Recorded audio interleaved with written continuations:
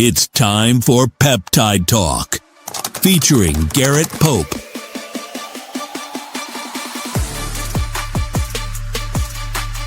Now, here is your host, Joe Zapata.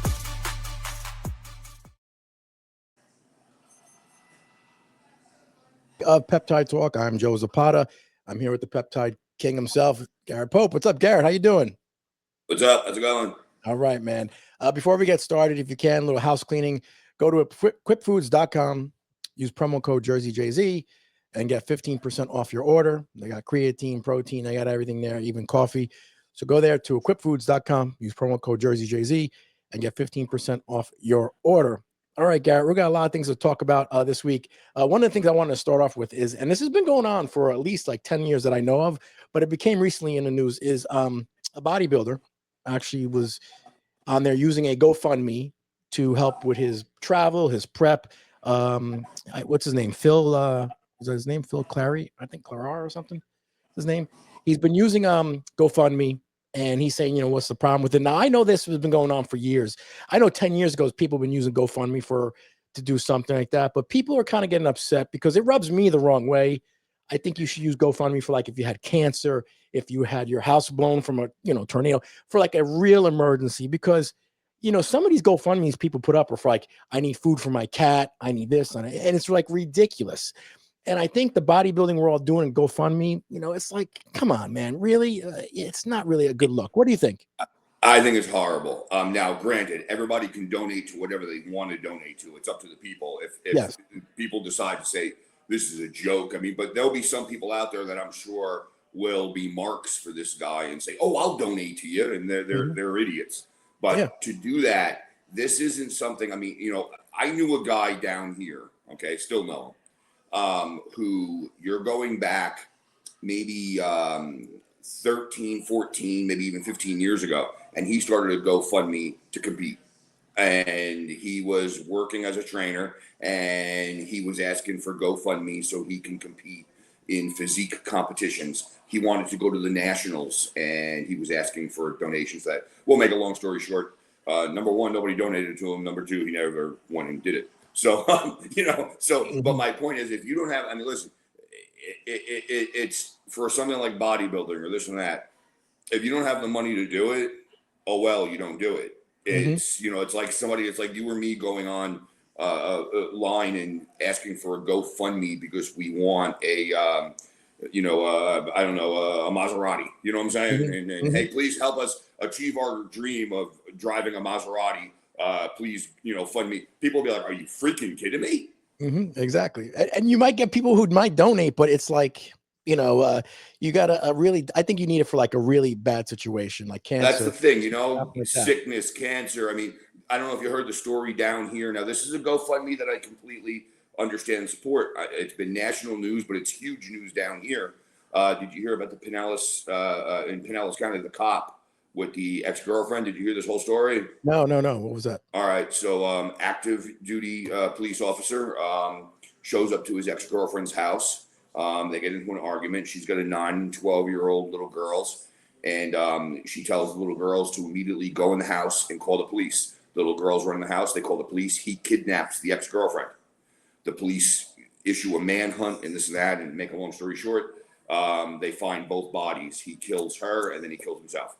Wow. People have started a GoFundMe for the 9 and the 12-year-old. Yes. And you know what? That's totally that I understand. Okay. That makes sense. If you want to donate your money to that makes sense to me. If you want to donate your money to somebody so they can go compete. And we're not even talking somebody who, let's say, and I'm not saying this is right, but let's say it was his first competition ever. And he wanted to realize his dream. I don't know, whatever excuse you come up with. This is an IFBB pro. Listen, you competed up to that point to make it to that level. Now, all of a sudden, you're asking for funds for it. You know what? Here's what I would do if I was a GoFundMe. Hey, I'll make a deal with you, and I'll write a contract up. I'll fund you, but if whatever money you earn, I get a third of that. Yeah. Exactly. You know, and bodybuilding's expensive between the drugs, the eating. It's an expensive hobby to do. Yes. And Absolutely. there's no real money in it, to be honest, unless you're in the top 5%, Exactly. That's why I stopped doing it years and years ago competitively, to be honest with you, because there was no money in it. No, there's no money. And after a while, I mean, I hate to, you could wipe your ass with trophies. Mm-hmm. Do you know what I'm saying? I'm being truthful. Some of them are nice sculptures. Some, they have the old, racing type trophies. But after a while, you can wipe your ass with those things. What is that going to do? You know what I'm saying? Mm-hmm. Yeah. So that's the honest truth. It's a very expensive hobby, sport, whatever you want to call it. And it doesn't, unless you're, like you said, in the top, the very elite level. And with all due honesty, even at that very elite level, let's take, we'll use, let's say, just because he just won the Tampa Pro, we'll use Nick Walker. Okay. Nick Walker. Mm-hmm. We'll use him for example. Okay. He's making money, but at the same time, do you know how much money he's spending? Mm-hmm. Do you have any idea for the drugs, for the this, for that? He's spending so much. So you got to look at it and go, okay, well, hold on. Things are evening out. You know what I'm saying? It's not that he's, just, and these guys, contrary to what anybody thinks out there, these guys aren't making millions of dollars or this and that. That's not how it is. This isn't baseball and football. And you know what I mean? That's not what kind of money we're talking here. So, to start a GoFundMe for something like that, that's deplorable. Yeah. It's basically like, oh, can you guys pay for my drugs and food? That's what it sounds like. Yeah.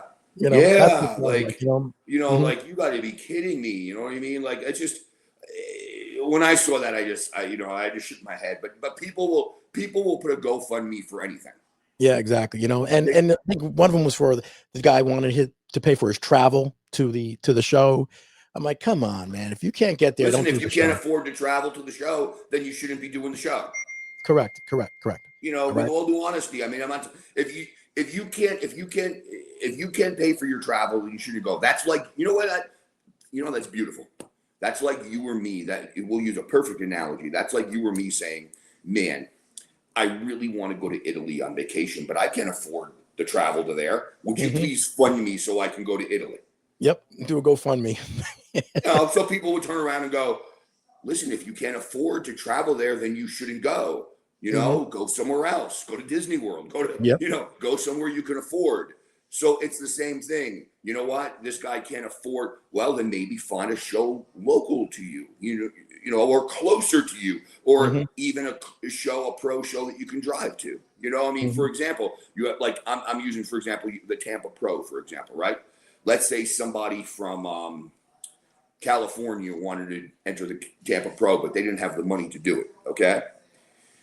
Find a show out there that you can just go and drive to, or, maybe the Tampa Pro, somebody, you could easily drive. Listen, if you really wanted it bad enough and you lived in New York, you could drive from New York down to Tampa. Yeah, you could. You know what I'm saying? So, when I see the trial, I'm like, you gotta be kidding me. A GoFundMe to compete? Oh, come on. But I knew a person that did it down here.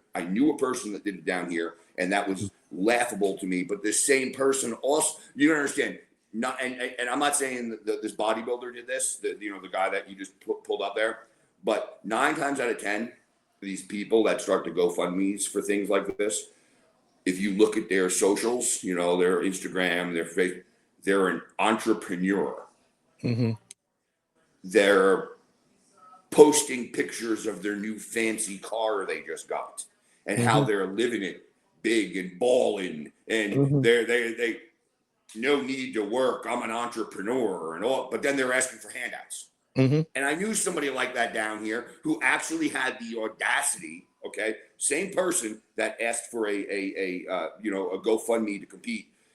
This person asked for a GoFundMe for when his father passed away and his mother couldn't live in that house anymore and this and that. He asked for a GoFundMe for funeral arrangements and to help the mom move into a new place.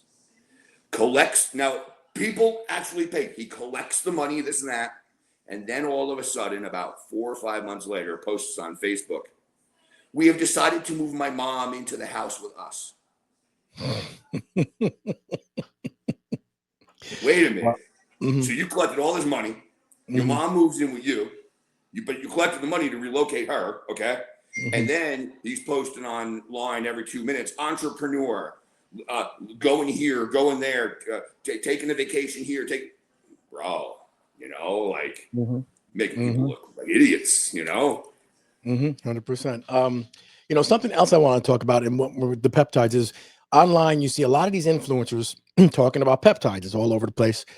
And I sent you the one article. The one guy is saying that 99% of the peptides are fake. They're all fake. 99% of them are all fake, coming from China.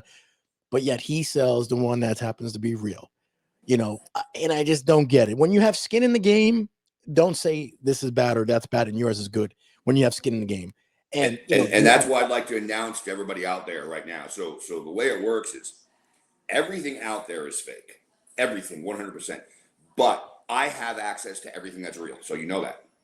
So if anybody wants the real stuff, contact me, because you won't get it unless you deal with me. That's what these people are doing. Okay. Yeah. Straight up. And they're misleading people. The stuff out there isn't fake. Okay. They're saying it is because people are worried. So people will read this. Oh, okay. This is the only real one. No, it's not the only real one. And now people are going as far as to putting USA labels on things and this and that and deceiving people. Okay. Here's the thing, what I tell everybody. Does it have a real certificate of analysis? And there's a lot of certificate of analysis are being faked right now. They are. But I'm talking about what I've said from day one, Janosik testing. And what I mean by that is this. These other fake testing laboratories, and I tell anybody to do this. If you want to send a bottle of, I'll just throw out there, BPC 157. So that's clear, okay? If you want to send a bottle of that to some of these other testing places, they turn around and they say, we need to have the label on it. We need to know what this is. Well, why? You're going to be testing it. You're going to tell me what's in it, aren't you? We won't test anything without it being properly labeled. Janosik, we'll do blind testing. You can just send us a bottle of something and we'll give you the results of what's in it. That's why Janosik testing is 100%. Because me, for example, I can take a bottle of BPC 157, rip the label off, just send them a clear bottle with a cap on to have it tested, okay? I want this tested. They will send back, this is 100% VPC 157, blah, blah, blah, or, well, this is this, or this is whatever it is. Why do other companies want it being labeled? Because they want to know what's in it so they can say, do you see my point? Because otherwise they're just sitting there going, I don't know what it is, we're guessing. Janosik truly 100%. That's why I tell everybody. And that's not something that I'm pushing or selling or anything like that. That's anybody can send their products to Janosik. Go ahead, get it tested. Take the label off. You can do that with peptides. You can do that with steroids. You can do that with anything. Go ahead, send it in. Take the label off. They'll tell you what it is. They'll tell you 100% what's in your bottle. And let's be honest. I've gotten stuff from you, whatever, and it's bad for business if your stuff is not good, because then no one's going to deal with you, and then no one's going to deal with you anymore. No one's going to deal with you anymore. So then you're going to go out of business anyway. For, let's say, if someone's selling fake stuff, you're going to go out of business pretty quick. It's like if somebody was out there selling fake growth hormone. Yes. I don't know who would do that, but exactly. Now we talk about FDA approved. It's not FDA approved. This and that, but people don't realize, and we've talked about this, creatine is not FDA approved. Nope. It's funny you say that, because I got it right here, and I don't want to miss anything here. So people are complaining about peptides not being approved, right? They're not FDA approved. They're not FDA approved. I'm going to run down a quick list for people out there. Also, not approved by the FDA. Creatine, fish oil. So before the people that are watching this right away start to think in their head, oh, this is just for muscle build. Fish oil. How many people out there are using fish oil? Not FDA approved. Melatonin. Not FDA approved. Electrolyte powders. We're talking about BCAAs. Everybody takes those. Not approved. Pre-workout supplements. And majority of vitamins and supplements. Mm-hmm. Now, what are FDA approved? Okay, let's talk about that. Red 40, you know, the color dye that goes into different. Okay. This is all FDA approved things. Red 40, cigarettes, alcohol, ultra processed foods, high fructose, and corn syrup. Oh my God. Unbelievable. So for anybody out there that wants to bang the drum and say, it's not safe, it's not FDA approved, you think the FDA gives two shits about your safety, about your health, about your, no, it's all about this. 100%. That's all it's about. Yeah, exactly. I mean, how does the FDA approve cigarettes? Yeah.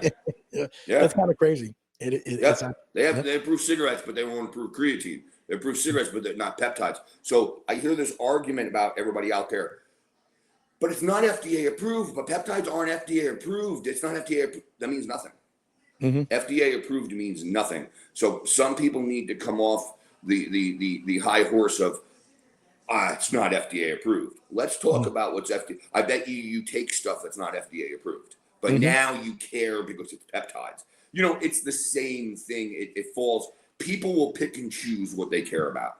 Okay. The same thing going on right now with the vaccine and Fauci and this and that. People make everything political. And what's going on right now is the reason why some people are against peptides is because RFK Jr. supports them.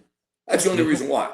It's political. And what I've said before to people, if you can 1 minute get your heads out of your asses and think for yourself and not say, well, the people that I follow are against peptides, so I must be against peptides. And think for yourself for 1 second. You know, I've talked about it before on here where I said, okay, listen, I don't blindly follow one party and everything they believe I have to believe, okay? We've talked about it before. I'm going to use a case in point. If you didn't see yesterday in Massachusetts, you see the governor of Massachusetts yesterday? No, I didn't. What happened? Okay. The governor of Massachusetts, who's a woman, who's a lesbian woman, not that there's anything wrong with that, surrounded by, I think it was about 8 or 9 other questionable looking women. What I mean by that is they could be UPS drivers, possible. If you know what I mean. They're all surrounded by all these women, and they're all clapping and cackling. And the reason why is because the governor of Massachusetts signed a bill yesterday allowing abortions in Massachusetts up until the day the baby is due. Wow. I did hear about that. Now you mentioned it. I did hear about that, but I know it was. Now, listen, I've said before, I've said on here, listen, I'm fine. You know, abortion has a place and for reasons. Okay. But up until the day the baby is born, come on. Yeah. Come on. You can give it up for adoption. That's going to lead to this. That's going to lead to the people out there that are pregnant, the woman that's pregnant, that her and her boyfriend, 1 week before the baby is due, she finds out the boyfriend's cheating on her. She and the boyfriend break up. He leaves her for the other girl, and she turns around and goes, I'm getting an abortion. That's not a sane, sensible decision. She's making a very rash, quick judgment decision. Yep. That's what this is going to lead to, issues like that. Yeah. And I guarantee it's going to lead to problems like that. And you know, unbelievable, because you know why? So many people can't have kids, and you give them up for adoption at that point.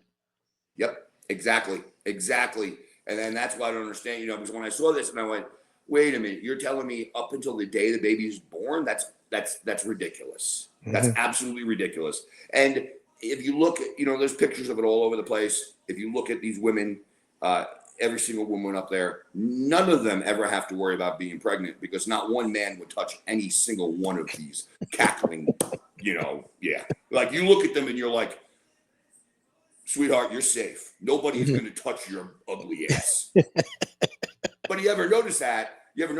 It's usually the fattest, blue or green haired, nose ringed pigs that sit there and go, my body, my choice. Hold on. Nobody's going near your fat ass. Nobody wants your body. That's 100% true. I mean, you know, with the peptides world, Eli Lilly's making a big move with a lot of things going on. And we got this article here that I'm going to pull up right here about Eli Lilly. And they are actually going pretty crazy with stuff because they're going to be suing distributors of Retta. Yep. You know, maybe you can explain more, Garrett, what's going on with this.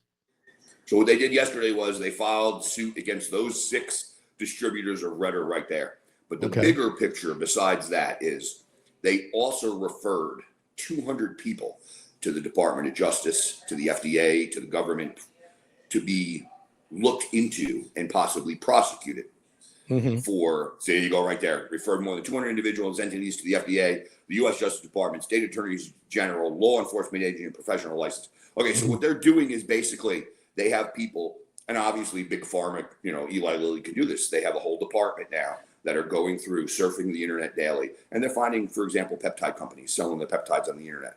And their job is to scour the list of peptides. And if Retatrutide is sold by that peptide company, refer them for prosecution. Wow. Rat them out. Rat out that peptide company. And that's what they're doing. Rat that peptide. Now, if they go through a whole list of peptide company online, okay, they're not selling Retatrutide. They're selling semaglutide and tirzepatide. All right, fine. We don't care about them. They're going after, and so what they're doing is they're doing the government's work for them because while the government's concerned, listen, we're not going to go and search through every single, we don't have the time for that. We don't have, you know, it's not that big of an issue for us. Eli Lilly's saying, don't worry, we'll take care of the legwork for you. Wow. We got this. Now they're also going after individuals. So, really? Yeah, if they're finding out individuals are selling Retatrutide, they're going after the individuals.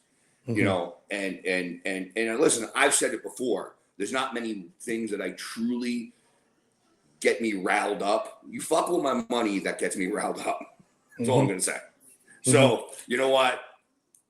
Yeah. You know, the hell with Eli Lilly, the hell with the government. You know what I'm saying? Yeah. I'm so over it all. It's not even funny. Yeah. Eli's really banking a lot of money on this. They're going to make this the next $1 trillion drug. They're really banking a lot on this. Absolutely. And then what they're trying to do is they're trying to take it all off the market right now. And you know, it's that's all right once they patent it, but right now that's a little, you know, overboard in my opinion. You know what I mean? It's a little bit too much. But that's what they're doing and they're going after. So, you know, if you're a peptide company and you have a website up, the smartest thing to do right now is take that Retatrutide down off your website. Take it down, because if you have it up, that's a red flag. They see that, they're gonna mark it. You know what I'm saying? So if you're a peptide company, take the Retatrutide down. You don't want the problem right now. You know what I'm saying? It's just you don't want that issue when that's in Eli Lilly, and that's all. Listen, it's all about money. That's all they care about. They're trying the scare tactics. Well, if you get it from the gray market, it's dangerous. It's just no, it's not. No, it's not. Yeah. They just care about the bottom line, the money. That's it. Yep. And you got to get it from them, and it's going to cost you like an arm and a leg to get every month. $3,800 a month. So that's the initial. I mean, listen, that's the low end.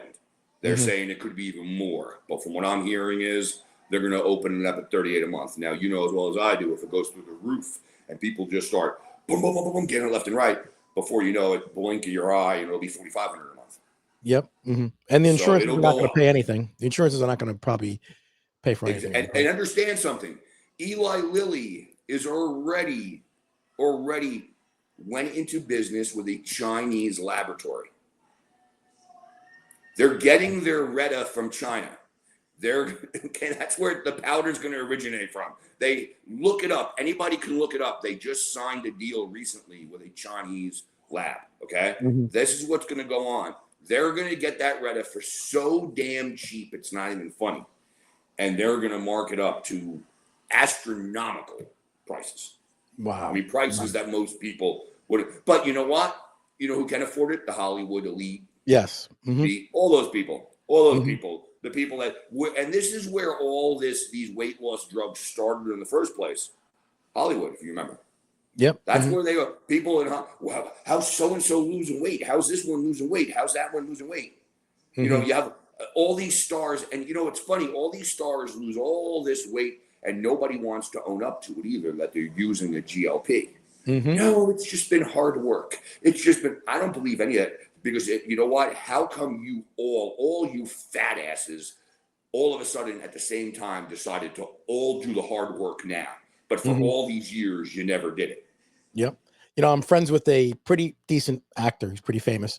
And he told me the people you don't even think are taking anything are taking stuff. He says, oh yeah. He's like, you would not believe the people you look at them, you look at their body, like, they're not on nothing. They're on something. That's how crazy it is, you know? Yep. Well, it's the same thing. You know, you can apply that over, and it's the truth, over to the gym. Do you know how many people in the gym that you would look at and you would, and I've done it, that I've looked at and I've said, I was built naturally like that at 17, 18 years old. And they're 33 years old. And they're on amounts of shit that would make your head spin. And you would turn around and go, them? They're on, I mean, I'll use a great one. So last summer for a little bit, for a few months, once or twice a week, I would go to a public gym, okay? Just to break things up, train during this, you know what I mean? So I would go to a public gym once in a blue moon, which you know I'm not a fan of, you know what I'm saying?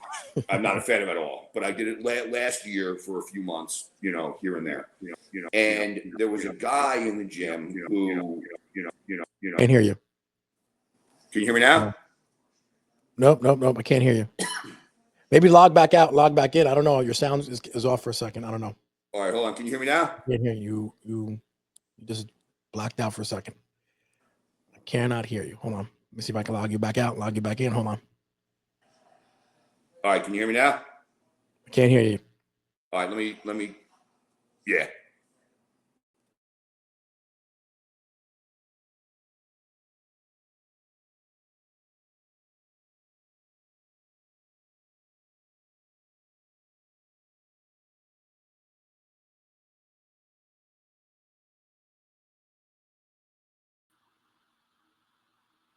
Testing 1, 2. Can you hear me? Can you hear me now? Yeah, go ahead. Go ahead. Start up again. Okay, so I can go right back. Go back. Okay, so I was going to the public gym for a while. And there was a guy there that, listen, most of the people I would just kind of try to stay away from, say hello, whatever. That's it. Keep to myself. There was a guy there that would have a service dog. He was in a wheelchair, okay?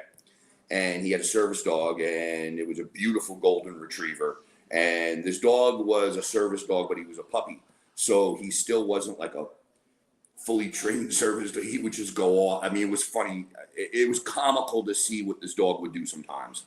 And the dog would just go. And if you just literally would like call it, the dog would come running to you, which a service dog is not supposed to do. So it was cute. So that's why I liked, you know, I would say hello to him. I would, you know, every once in a while, hey, how you doing? This and that, because he had a dog. You know, if he didn't have a dog, I wouldn't have liked him.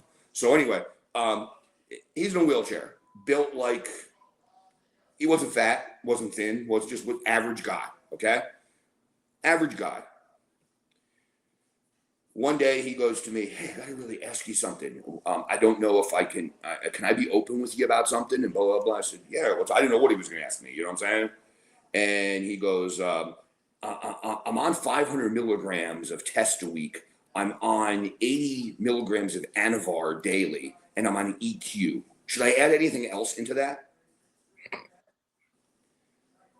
And I'm sorry that it came out like this. And I turned around and I went, excuse me, what? You? And I didn't, but it's the truth. And he goes, yeah, why? And I go, what? Why? Why? That's all, you know. He goes, what do you mean why? I mean, so I, you know, look at the way I look.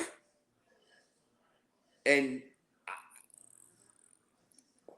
you could look like that natural. You could look like what? And so I said to him, I said, okay, why are you on 500 milligrams of test a week? He goes, well, I mean, TRT, right? No. And so I explained to him a little bit. So I explained to him TRT and what that dosing is and this and that. And, oh, I did lower dosing before. I just don't feel the same. So I had to ask him, I said, when you said you don't feel the same, what do you mean by not feel the same? Because, correct me if I'm wrong, do you have any feeling from the waist down? I mean, I don't know. He goes, no, none whatsoever. So I go, okay, so you're talking about like strength and stuff? He goes, yeah, absolutely. And I go, I see you in here. The only thing you work on is the cable units, because that's all you can, I go, I see you sometimes doing some dumbbell curls or something. I said, what are you trying to do? And he just goes, just trying to feel good, just trying to be big, trying to be, want to be jacked. So that goes to show you sometimes people that you would least expect are on stuff. And It blows my mind. I mean, that was an example right there that blew my mind. But there's other people too. There's kids on it. And I see kids 18, 19 years old on stuff. And I just sit there and go like this, like, what are you doing? You know what I mean? What are you doing? 100%. Now, Joe Rogan actually talked about something about the GLPs, and I put up the article right here. He was mentioning how the rise in, I guess it's, he said blindness is happening. What's going on with this? All right. So here's the thing, and it's I listened to that whole show, the Harvard professor of genetics. Okay. If you do some searching into it, and I just explained this to somebody the other night, a client of mine, here's the way it works. If you're on GLPs for an extended period of time, straight through, yes, that's where you're seeing the sudden increase, the increase in sudden blindness. What I mean by that is this. So somebody I spoke to the other day, I had asked them, and they had told me their wife has been on a GLP from their doctor now for about 2 to 3 years straight. Okay. That's not good. You cannot stay on these things for life. You cannot stay on these things for 1, 2, 3 years straight. I tell everybody, okay, you have to get off this stuff. You cannot stay on this for a long period of time. I tell everybody, let's try 12 weeks on and then you come off. If you are somebody who's extremely heavy, if you're looking to drop 80, 100 pounds, that type of weight, okay, we can stretch this to 24 weeks on, okay? But if you're the person that is looking to lose 25 pounds, you're going to lose that 25 pounds in 12 weeks. You're not staying on this for 6 months. That's not how you're doing it. Now, in an ideal world, you will take the weight off.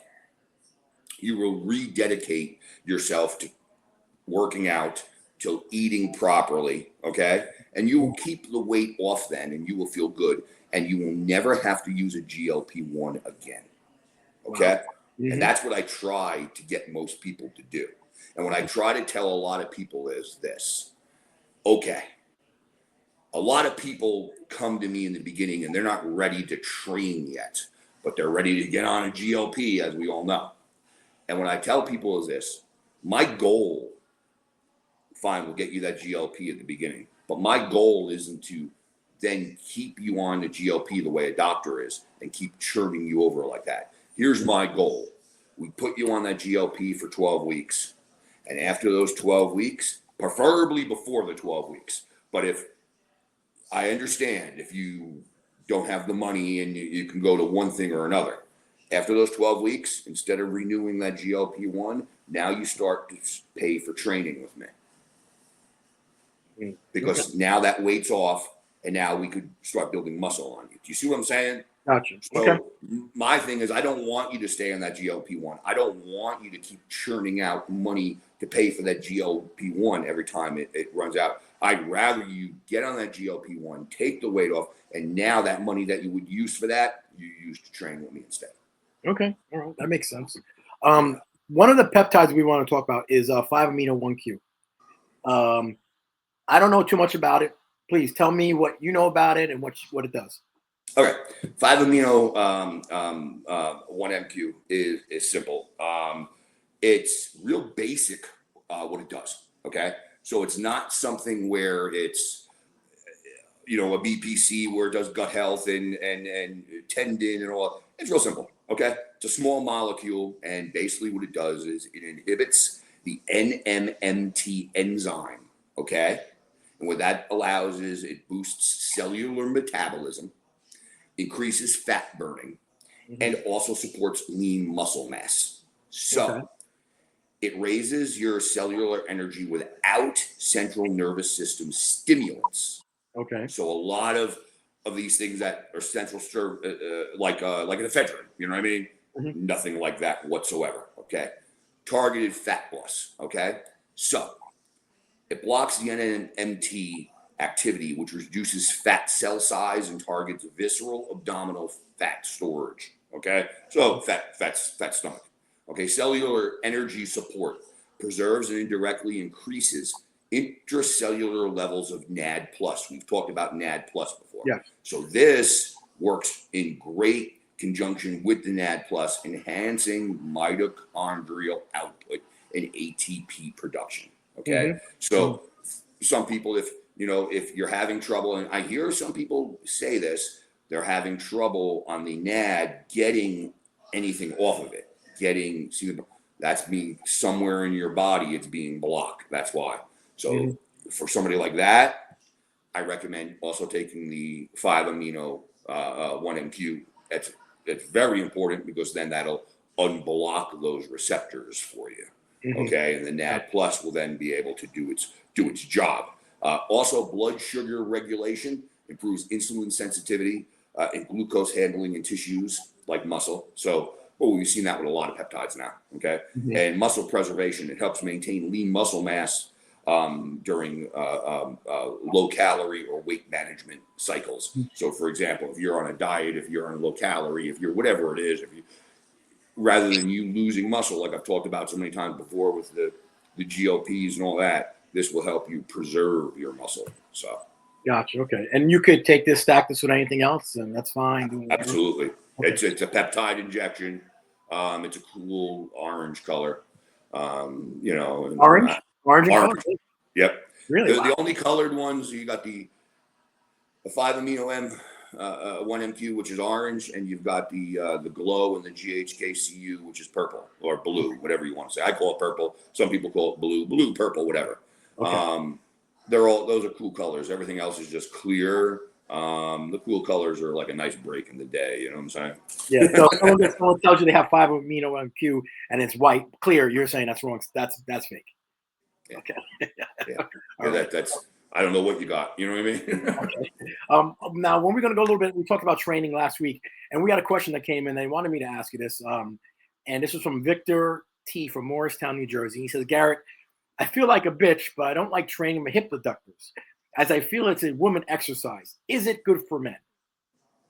All right. So my question to Victor first is, I'm confused. Do you feel like a bitch because you don't? I mean, totally serious. Because you don't like training hip abductors, or because if you do them, you feel like a woman trained? Do you see what I'm saying? Yeah, I mean, I see a lot of women love doing all that for their glutes and all that stuff. So maybe he's thinking it's a women exercise, but there's no such thing as a woman exercise. No such as a woman exercise. It's a great exercise. Men should do it also. Okay. Abductor and adductor, to be honest with you. So you want to be working your inner thighs. You want to be working your hip abductors, your glutes. Okay.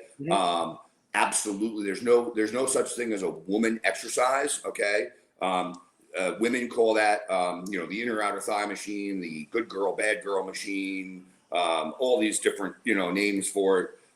Absolutely, you should train it. It's a muscle like anything else. So why wouldn't you train it? If you don't, certain things, sometimes people with abductors and adductors, for example, if you're doing other exercise or other movements that target your glutes, okay, so we're talking about abductors and adductors right now, not just the abductors. If you're doing other exercises, movements that target your glutes or other movements that target your inner thigh, okay, then you could not have to do that, okay? But most people aren't. Most people are skipping that. Most people, listen, you know how many people out there, majority of people skip legs, period. I'm talking about men out there that skip their legs. So they're skipping the little things like this. But it's absolutely, you should be doing it, okay? It's all tied together. listen, every portion of your leg that you train helps the leg look bigger. Yes. It just does. It makes the leg look bigger. It's, makes it look three-dimensional, Mm-hmm. So, no, absolutely. For Victor, yes, it is good for men.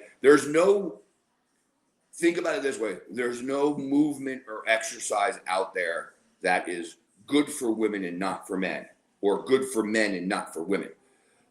The only thing I can say out there that I don't program in to a lot of women is direct trap work. Okay. I'm not having most women stand there doing dumbbell shrug, but they're doing face pulls. They're doing other movements that indirectly bring the traps in. So we'll target the rear delts and the traps so I'm having them do other things that, yes, while it will hit the trap, they're not doing barbell shrugs and upright rows and dumbbell shrug. So that's the only thing out there. And that's not a movement, that's a specific muscle, because not too many women that I know of want big traps. So, that I understand. But outside of that, there's no movement or exercise that's just good for women and not good for men, or vice versa. Yeah, I mean, I always do this when I do legs, because it also helps with so you don't pull your groin. And it also helps with actually squatting. It makes your squat stronger. Everything. Your inner thighs, your outer, your glutes, everything. Everything's tied in. That's why I tell people you got to hit all aspects of it. Like sometimes I'll hear men, listen, if you squat a lot, okay, you can get away with deep squats. You can get away with not hitting direct glute work, okay? I hit more glute work now than I ever did before in the past. And the reason why is I used to squat every single workout in the past, every leg workout in the past, squat, free weight squat every single time. Mm-hmm. I'm not going to do the extra glute work because my ass was getting plenty of work through deep squats. Now that I don't deep squat every single leg workout, okay, that I'll squat maybe every other leg workout, now I'll incorporate more glute work in because I'm not getting that constant squat. But I'm still doing other types of squats, the pendulum squat, Bulgarian split squats, which all indirectly also hit the glutes. So, it all, Yeah. So I had my hips replaced. I don't go heavy on these, but I do a lot of reps. I don't know what you suggest. All right. Again, heavy on these. No, you don't go down. Like, for example, I'll give you a perfect example. So I was going to the public gym last year, okay? Mm-hmm. Listen, again on this, I'm just going to use this. I'm very, my legs have always been strong. So on these, I'm able, both adductors and abductors. So that means out and also the in, okay? I'm able to use the entire rack, okay? Plus a 25-pound plate pinned onto it. And I'm still on the outer, I was able to get about 24 reps to 26 reps a set. And on the inner, I was able to get anywhere between 18 to 21 reps a set. Wow. Just to give you an idea. So I needed that weight because my reps were still so high. If I didn't go with that amount of weight, I could sit there and pump out. And when I say I'm doing these, I'm not going fast. I'm literally leaning forward, bracing myself. Let's say it's the inner. Coming in, holding, 1 second hold, squeeze. Come out slow, 5 second negative. Boom, come in. Same thing with the out, okay? Slow, get the contraction on the glutes, then come in slow. So it's not just boom, boom, boom. You see some people do this sometimes, But again, I've always been on these very, very strong. But keep your, so the answer to this is keep your reps high. What I mean by that is when I say high, I wouldn't go to 6-8 reps on these things. No. I just wouldn't. Okay. The lowest rep sets I use on this particular movement would be 12 to 15. And I didn't personally because there wasn't enough weight. I mean, I could still pump out like 20 reps with that type of weight. You know what I mean? But if it was difficult for you, don't go below 12, 15. Yeah. On something like this. I program for women on this, 15, 20, 25 reps, for women, to give you an idea. For myself, I kind of more lean forward to get a little bit more of the mass. I know some people like to go back. I like to lean more. No, I like leaning forward. That's what I do too. I lean forward. You have the arms of the machine, the towers. I put my hands against that just like this, with 2 fingers, and lean forward, and then I do it like that. That's how I feel it the most. Me too. That's exactly what I was. That's how I feel. Yep. Like if I lean back and I brace back like this, number one, I could probably pump out 50 reps with that weight because that makes it a lot easier for me if I'm braced back like this. And number two, I don't feel it the same. I just don't. If I push back like this, I'm not feeling it where I'm supposed to feel it. When I lean forward, oh man, it's all where it's supposed to be. So. Yep, 100%. And Nick Walker was talking about these too, and you have to feel it. People don't realize you got to feel the muscle. People don't have that mind muscle connection. And I think that's really important. People just do the motion and they just put it down. They don't have that mind muscle connection. It's funny. I've used that term for so many years, mind muscle connection. And I used to have a trainer that worked for me, and this trainer would listen to things that I would say and repeat them to their clients, but always get it wrong all the time. And it was funny, but it was like I would say all the time, you got to have that mind muscle connection. You have to feel the muscle working. So right now, and I ask my clients this all the time when I have them doing, I'll use, for example, this morning with a female client of mine, and I had her doing something, and I said, well, where do you feel this right now? And she turns to me, she goes, where am I supposed to be feeling it? I go, that's not for me to tell you. You tell me where you're feeling it, then I'll tell you right or wrong and where you're supposed to feel it. You know what I mean? I'm not giving you the answer. Why? So I can say you're supposed to be feeling this in your glutes. Oh, yeah, my glutes. That's why I feel it. You know what I mean? Like, I'm not giving you the answer. So you have to have the mind. And I used to say all the time, mind-muscle connection. I say it to people all the time. And this trainer would hear it. And then I would hear the trainer with their client, later on. And they would turn around and they would go, you have to have your mind on your muscle. And I would just go like this.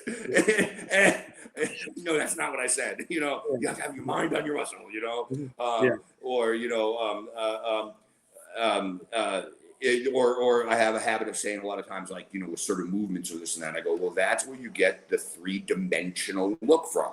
I don't say 3D, I say 3-dimensional look from. And one time the trainer turns around and they were doing something, and I was in the office and I heard the trainer turn around and go, that's where the different dimensions of the muscle come in. Oh my God. Oh Jesus. Yeah. So next week we'll be talking about, dieting with people our age for bodybuilding and working out, because I've been getting a lot of questions about dieting and how, I guess, people our age and older want to know how to work out, not being that bodybuilding type, but being in shape and have a good look to them, taking the peptides. So we're going to talk about a little bit of diet and exercising next week. But before we wrap up, I wanted to ask you, because Tommy John actually is about to pass away soon. He's in hospice, and he lives down by you. Lives right here. Yep. Yep. Do you think he's a Hall of Famer? I know people say he's a compiler. That's a lot of people say that. I don't believe in anybody being a compiler. Yes, he's a Hall of Famer. Okay. Plain and simple. The same way when I hear people say, well, so-and-so played for so long, of course they have that many home runs. Just because you play, take Tommy John, for example, right? I believe, I'm not sure, he has 288 wins, right? Correct, 288. That's what I thought the number was. Almost 300. Almost 300. But you're going to tell me, just because you played for all those years, you're guaranteed to get 288 wins? Of course not. You have to be good enough. Yeah. And that doesn't mean, just because you play that long doesn't mean you're going to get those wins. Hey, you could play for 20 years and just suck balls, but just stick around because a team keeps on giving you a contract because you might be good in the clubhouse or something. No, I think he's, like I said, he lives right here, literally right here, around the corner. I say, yeah, because you know why? You've got other guys, Harold Baines.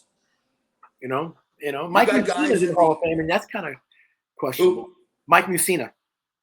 There's another one. Yeah. I mean, you've got Hall of Fame, but you're kind of like Tommy John's had a couple 20-year wins. He played great with the Yankees and Dodgers. he had some 20-win seasons, and he did pretty well. He just didn't get the 300 wins, but very close. So I think he went wrong. Yep, and I think like the same way like Phil and Joe Negro, you know what I mean? They were around for a long time. Yes, they were. But they were still great players. I mean, just because you play for, that's another thing too. Okay, so Tommy John played for a long time, right? People call him a compiler. Well, he had to be good if teams kept on keeping him around. Yeah. If they kept on, hey, you have a spot in the rotation next year. Yeah. Think about that. Yeah. And what a coincidence they had a surgery named after him. Yeah. That's another thing too. If you think about it, he has to be, pretty good to an extent to have the surgery. You know what I mean? The Tommy John surgery. And that kind of I think Tommy John, I would say Hall of Famer. Yeah. Absolutely. I mean, he's dying. I think he's dying of cancer right now, I think. Yeah. I've met him a few times up here in Westwood when he played with the Yankees back in the 80s. I was a kid and I met him. He came in the store a couple of times, met him. Really nice guy. But yeah, he lives by you. I think you said a block away or 2 blocks away. Right? Yeah. And speaking of Westwood, I don't know if you saw. You remember who Teresa Giudice is, right? From Real Housewives. Yeah. Did you see her daughter is opening up an Italian restaurant in Westwood?